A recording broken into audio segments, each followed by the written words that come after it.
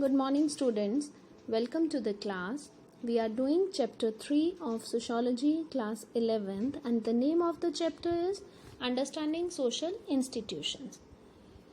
Today we will cover the following topics in our this session, that is marriage, types of marriage, and kinship. So let us start our session. Marriage. Marriage is one of the oldest universal social institutions. Gradually, human society evolved from lower to higher type. Sociology take little interest in the origin and initial form of marriage. It is more concerned about the nature of marriage in civilized cities and the changes that have taken place in this institution. The institution of marriage is closely connected with the institution of family. Marriage is a social cultural institution. It is that pillar on which the foundation of human existence rests. In society, the institution of marriage originated to give legal sanction to the sexual relation. In every society, the social and cultural rules affect marriage relation, in which reasons their aims are different. For example, the aim of Hindu marriage is fulfillment of religion, procreation, and satisfaction to sex urge. Let us understand with some example of definitions given by different sociologists. Naibogadis, marriage is an institution for man and woman to enter family life. According to Gillen and Gillen, marriage is society's sanction for the establishment of family through procreation. The above definitions clarify that marriage is a socially acceptable social institution. It grants the right to members of opposite sex to have sexual relations. Marriage relations are very comprehensive. They include emotional attachment for each other, loyalty, sense of service and dedication, economic cooperation, and continuously being there for each other. There are some characteristics of marriage. Marriage is a specific relationship between two individuals of the opposite sex, and it is based on mutual rights and obligations. In Islam, marriage is considered a contract, while in Hindu it is considered to be a statement religious activity. Marriage regulates the sex relation. It automatically satisfies the biological need, can help the legitimization of children, can help in the economic need of a family, as it was not possible for the human being to arrange livelihood single-handedly. This would have been more difficult with the development of the economy, in which the division of labor and occupational differentiation grew manifold. In the beginning of the settled life, it was not very easy to carry out economically meaningful activities without the cooperation of others. The institution of family thus emerged with the realization of the need to cooperate among peoples. There are some other characteristics also, like the couple fulfill their mutual obligation on the basis of customs or rules accepted by law. Validity is given to procreation by marriage. Its aim is to form the family, bring up children, and educate them. All societies have their own customs and systems of marriage. In almost all societies, marriage and religious activities are connected with each other. Now, let us understand the rules and restrictions of mate selection. First, we have endogamy. According to J.K. Falson, endogamy is to marry within the caste and community. In other words, under the rules of endogamy, a person should marry only within one's own restricted group, such as caste, religion, race, etc. In India, the caste is an endogamous group. A person is not allowed or expected to marry outside one's own caste. For example, Hindu Muslim or Hindu Christian marriages are not accepted in society. There are some reasons for endogamy, like cultural diversity. Each community has its own cultural features which are different from those of other communities. Therefore, people prefer to form alliances within the community. Or we can say racial differences. India has been invaded so many times and so many different races have settled here. To maintain purity of race and blood, endogamy was practiced.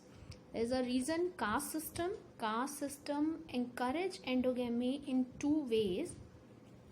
It helps in maintaining occupational identity and the accompanying social status. Next, we have exogamy. Exogamy refers to the rules of avoidance in marriage relationship.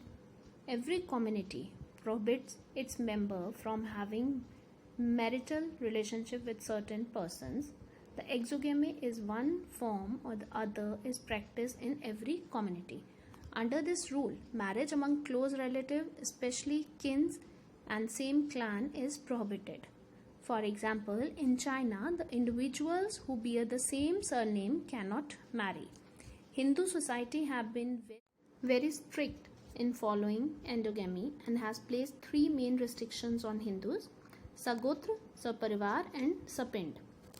The restriction can be explained as follows. Sagotra exogamy. According to this, two members of the same Gotra cannot get married. Gotra means descendant of the same ancestral. Because of a common ancestor, all descendants are considered sibling. Secondly, we have Saparivar exogamy. Prava means the Asian god who were worshipped. According to Saprava exogamy, men and women worshipping the same god could not get married to each other. In the modern time, this restriction has almost totally died. Then we have the Sapind exogamy. Sapind refer to blood relationship. A man can marry a woman from the 7th generation from father's side and from the 5th generation from mother's side. According to Dayabhag, the estimate of blood relationships is calculated from the grain of rice which is offered to the ancestors in prayer. Those who pray to the same ancestor are related and cannot marry each other. However, these restrictions were not there in the time of Mahabharata. For example, Subhadra was the daughter of Arjuna, marital uncle, and had married to Arjun. These are some of the restrictions made by the Hindu society. There are some forms of marriages also, like monogamy. Monogamy is the most accepted form. In this, when a man marries only one woman, it is called monogamy. Then we have polygamy, when a man marries many women or a woman marries many men. Now, our next topic is kinship. In every culture and society, children are introduced to kins and they are supposed to be emotionally attached to them. The system of making such close relationship is known as kinship. Kinship is not only related to birth or marriage, but it is also learnt with the passage of time.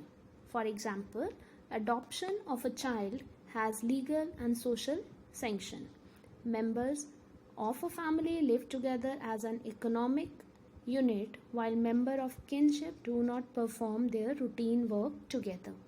Members of kinship mutually exchange and get together on various occasions and help one another in pleasure and pains. Mother, father, brother, sister, husband, wife, aunt, uncle, mother-in-law, brother-in-law, nephew, cousin, all are the members of kinship group. Every member of the family behaves and expects from others to behave in particular way as sanctioned by social norms. The behavior pattern is learned by the individual through socialization process. The mutual expectation of the family are based on kinship ties. Kinship include all those relations which chronically depend on heredity. Social approval is necessary for such relations. An adopted child becomes the member of kinship. There are two types of kinship. One is affinal kinship and second is consanguineous kinship. There are also degree of kinships that are primary kinship, secondary kinship and tertiary kinship. Now we discuss kinship usage. In kinship system, the behavior patterns between two relations are determined by certain rules which are called kinship usage. Some of the very prominent one are mentioned below. One is avoidance and second is joking relationship. First we talk about avoidance usage. In some relation, a safe distance should be maintained between close relatives. Example, father-in-law and daughter-in-law. There should be maintained distance between them. Second, we have joking relationship. The objective of this is development of close relationship. Now, joking relationship is example of Jija Sali or Sale Bahanji, etc. We have a relation within some groups that are known as joking relationship, in which we can laugh, we can share the jokes, etc.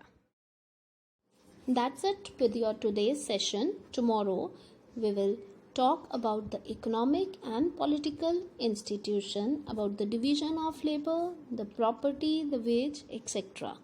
Till then, be safe, stay at home. Goodbye, take care.